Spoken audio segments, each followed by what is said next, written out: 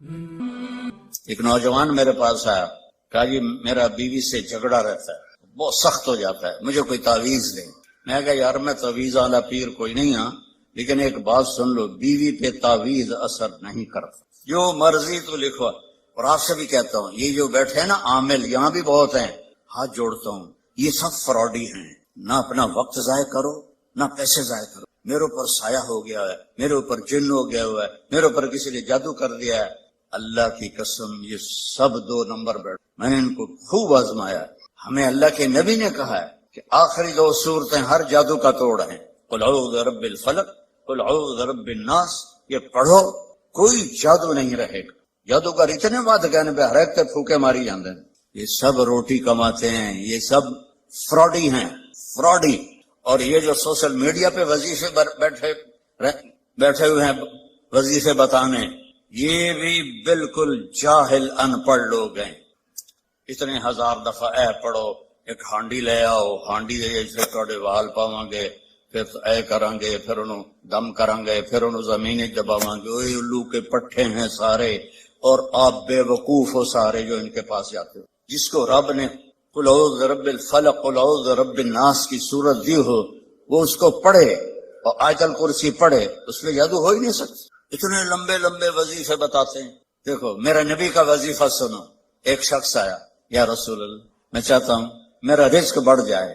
اب سب چاہتے ہیں، میں بھی چاہتا ہوں کہ رزق حلال اللہ دے، کھلا دے۔ سوشل میڈیا دیکھو، وہ کتنے وظیفے بتا رہے ہیں، اور میں نبی کا وظیفہ بتاتا ہوں، سب کر سکتے ہو۔ آپ نے فرمایا ادم علی الطہارہ یوسع علیک رزق، با وضو رہا کر، تیرا رزق بڑھ جائے گا۔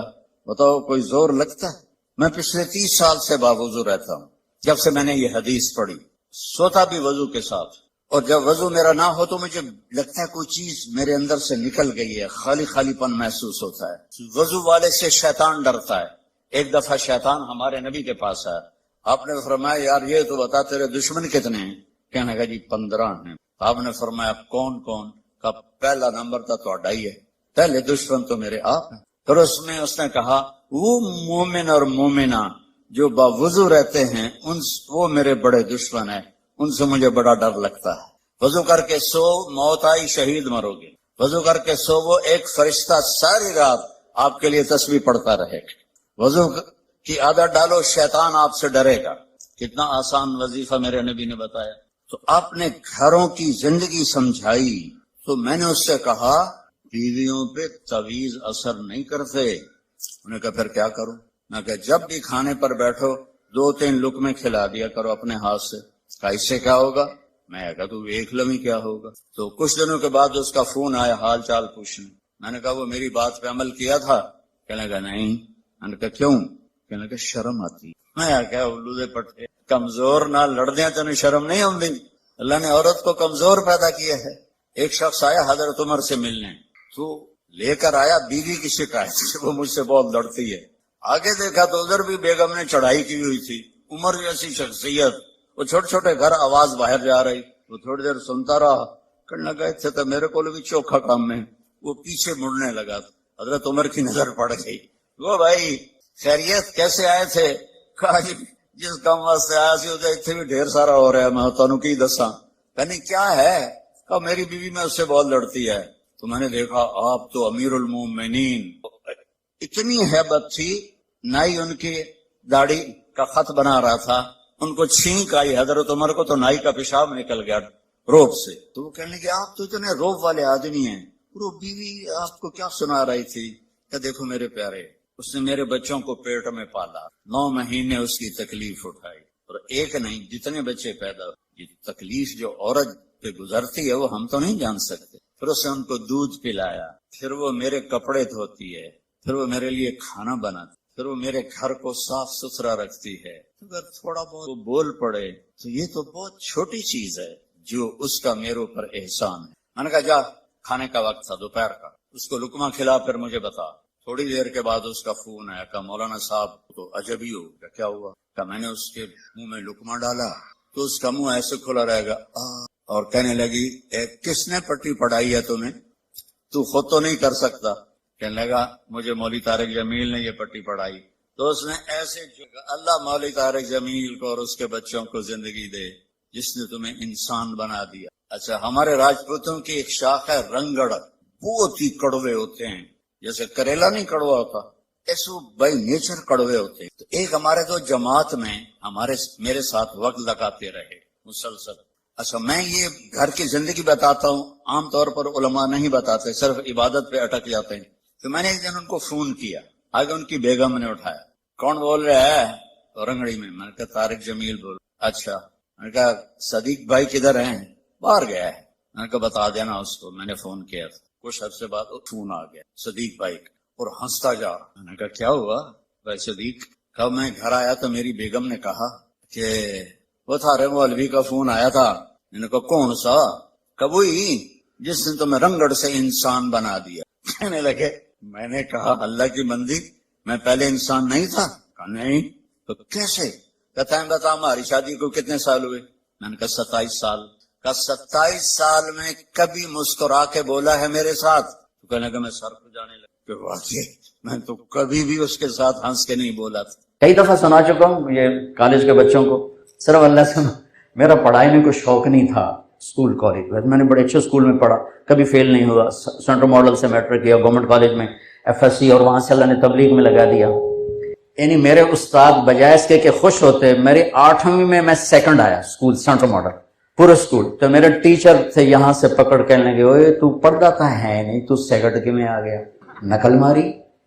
یہ میرا سٹیٹس میرے استادوں کے ہاں یہ تھا. میرا طریقہ واردات کیا تھا؟ تو سے نہیں کرنا. اب ہاسٹل لائف تھی، ماں باپ سر پہ نہیں، پیسے بوجھے. جب پیسے ہوتے تھے تو ہم یہ فلیٹیز اور کبھی یہ PC اور کبھی انڈس مال روڈ پہ ہوتا تھا. اور جب پیسے ختم ہوتے تو پھر داتا صاحب جا کے سلامی دیتے.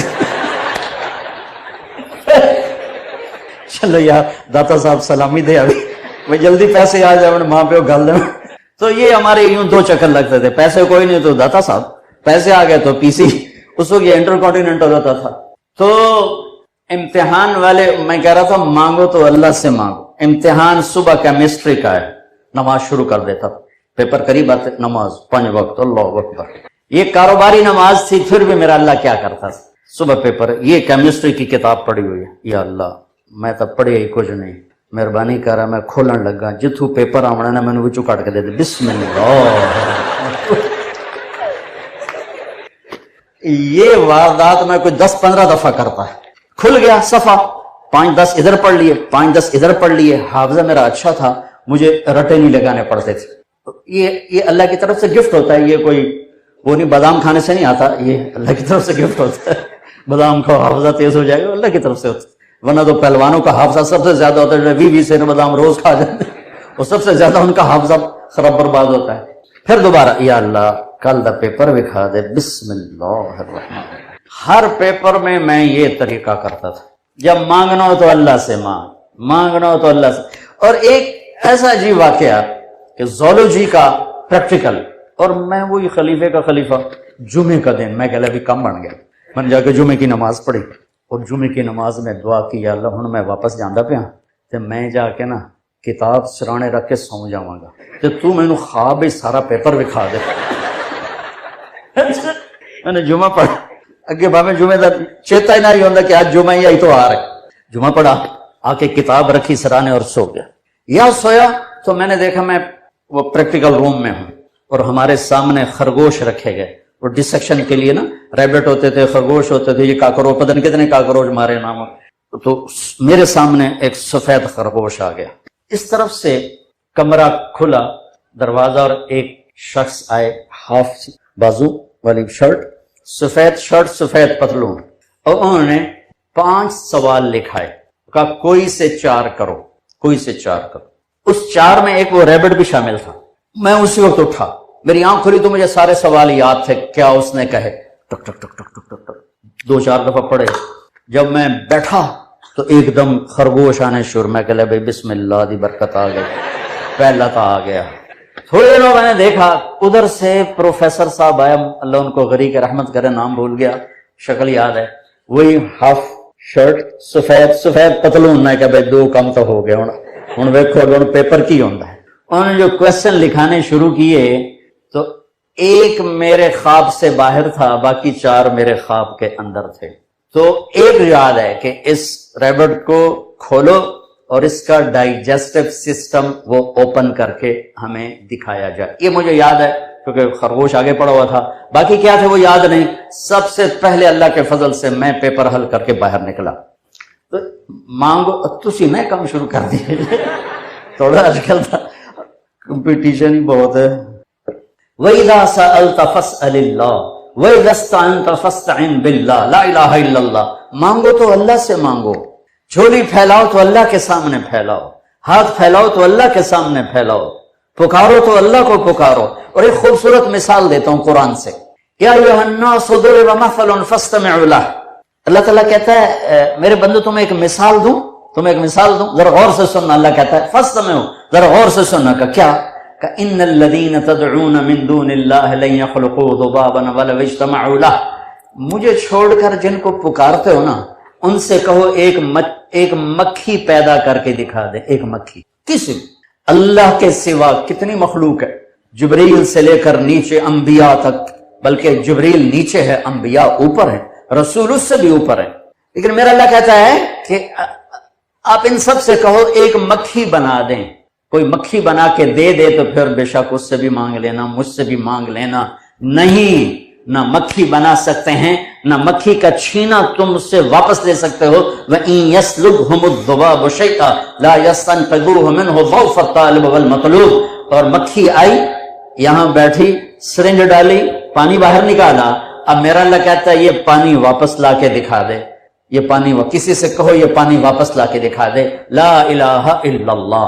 یہ میں لا الہ الا اللہ کو واضح کر رہا ہوں کہ ہماری ایک بیس ہے، بنیاد ہے.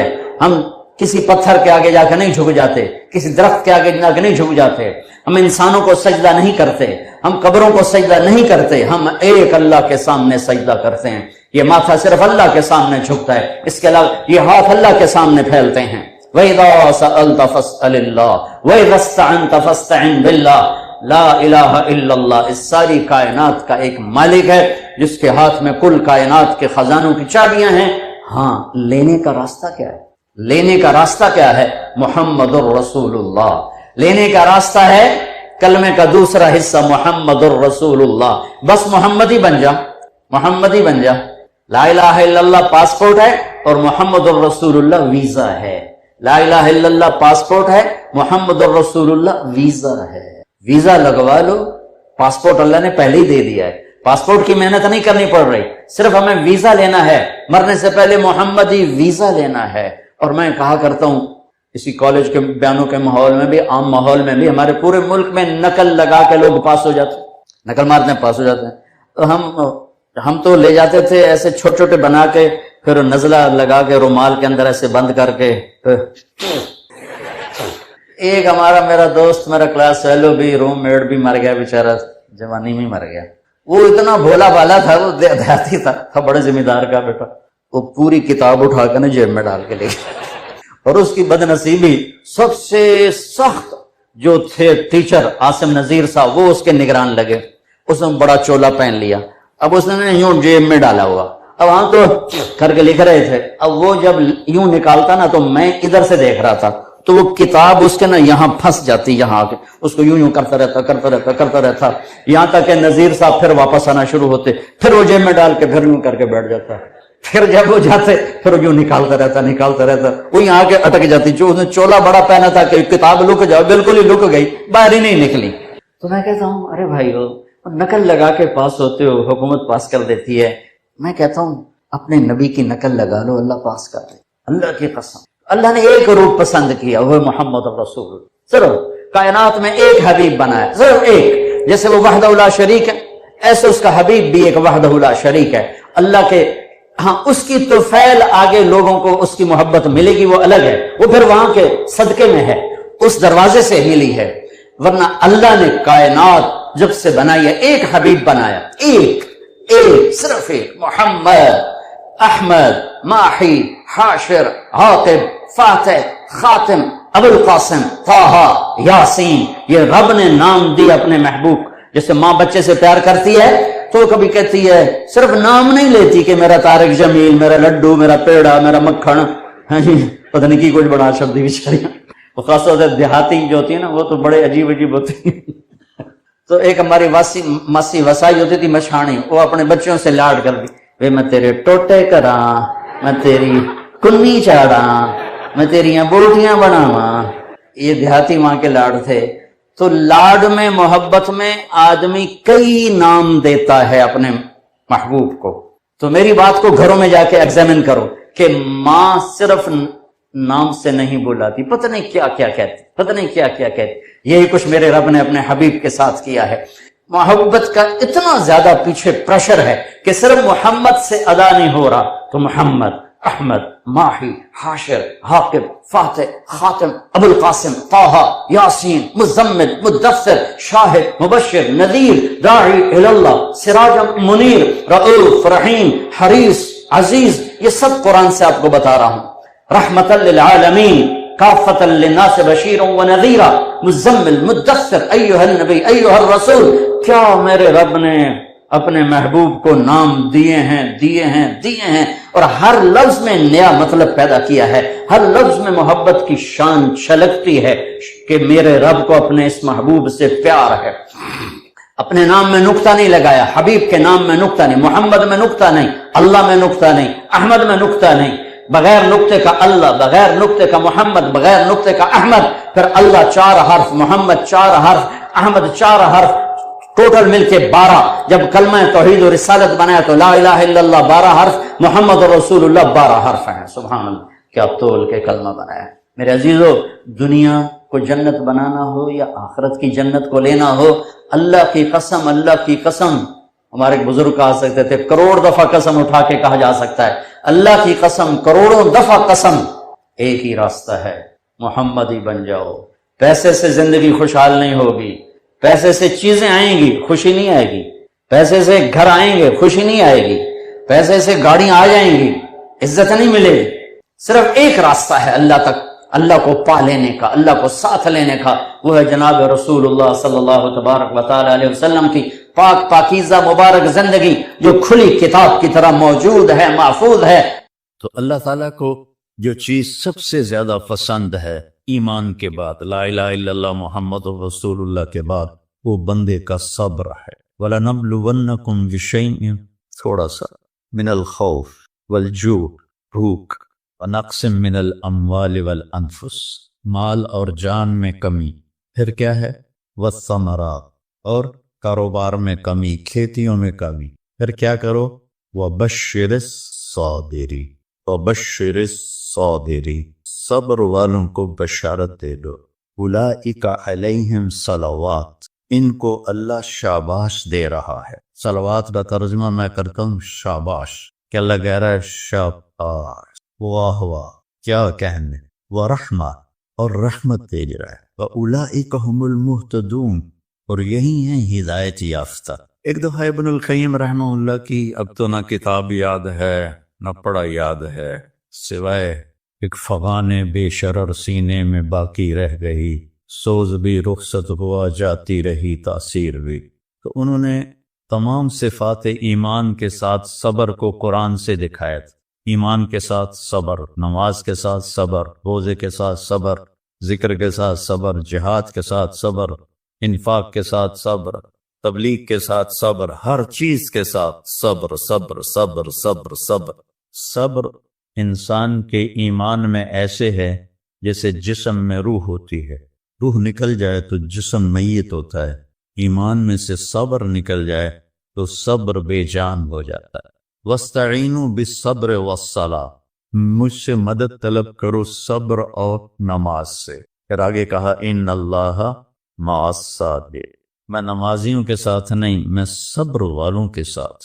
پھر صبر 2 طرح کا ہے، ایک ہے جس پر ہمارا اختیاری کوئی، میرے سر میں درد ہے، اب بھی درد کے ساتھ بول رہا ہوں، ان بچوں کو چھٹیاں ہونے والی، اس دن تھوڑی بات ان سے کہہ رہا تھا تو تھوڑی تمہیداً کچھ اور باتیں آ گئی، تو میں کیا کروں، کسی سے لڑائی کروں، کسی ڈاکٹر کا گریبان پکڑوں؟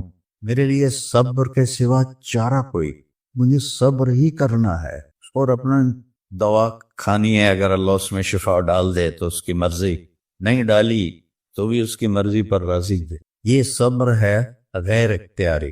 اس پر بھی بہت اجر ہے۔ میرا جوان بیٹا میرے ہاتھوں سے نکل گیا، میں نے اپنے ہاتھوں سے اسے قبر میں اتارا، یہ صدمہ مجھے بھولتا ہی نہیں۔ ساری زندگی بڑی آزمائش، شہرت آپ کو نظر آتی ہے کہ بڑی واہ واہ ہو رہی ہے، بڑا یہ ہو رہا ہے وہ ہو رہا ہے، لیکن اس کے اندر اتنی آزمائشیں ہیں۔ اگر اللہ سے ڈر کے آدمی چل رہا ہو تو پھر اس میں اتنے امتحان ہیں کہ آدمی یا تو بچا بچا کے نہ رکھ اسے، تیرا آئینہ ہے وہ آئینہ کہ شکستہ ہو تو عزیز تر ہے نگاہ آئینہ ساز میں۔ دل ایسے ہی پارا پارا ہو جاتا ہے، برداشت کرو۔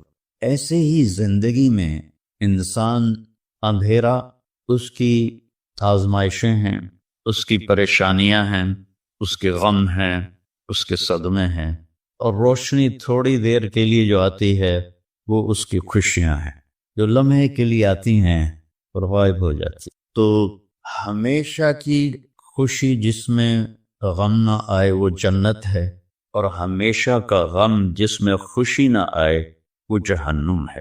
تو اللہ جب جنت والے جنت میں چلے جائیں گے اور جہنم والے جہنم میں چلے جائیں گے تو اللہ کہے گا یا اہل الجنہ، اے جنت والو، وہ کہیں گے لبیک ربنا وسعدیک، یا رب ہم حاضر ہیں۔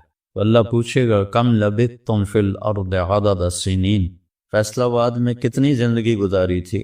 تو سارے کہیں گے نوح علیہ السلام سمیت جنہوں نے 1400 سال کی زندگی پائی، 950 سال تو تبلیغ کی، 400 سال اوپر گزارے، وہ بھی کہیں گے یومن او بعد یوم، یا اللہ یا ایک دن گزارا تھا یا آدھا دن گزارا تھا۔ تو اللہ تعالیٰ فرمائیں گے نعم متجرتو، شاباش، مبارک ہو، بہت خوبصورت تم نے تجارت کی، دن آدھے دن کی، بہت بڑھیا تجارت کی تم نے، دن آدھے دن میں اپنے نفس کو مار لیا اور اپنی خواہشات پہ قابو پا لیا۔